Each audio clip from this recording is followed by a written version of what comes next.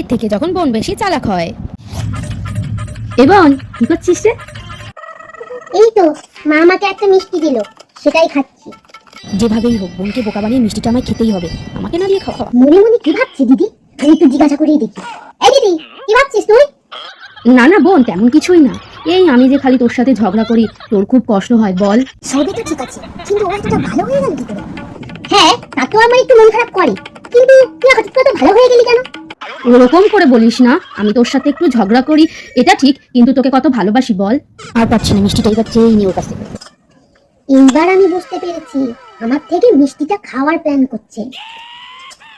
এই শোন না থাক দিদি থাক, আর বলতে হবে না। তুই এখন আমার ভালোবাসবি আমার থেকে মিষ্টিটা খাওয়ার জন্য, কিন্তু আমি অত বলদ না, তোর এই বোকামিতে পা দেবো না, আর আমি তোকে মিষ্টি দেবো না, বুঝলি?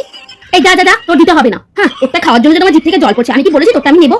যা, দিতে হবে না তোকে, আমি ওর পর দিয়ে কিছু খেতে তোকে দেবো না।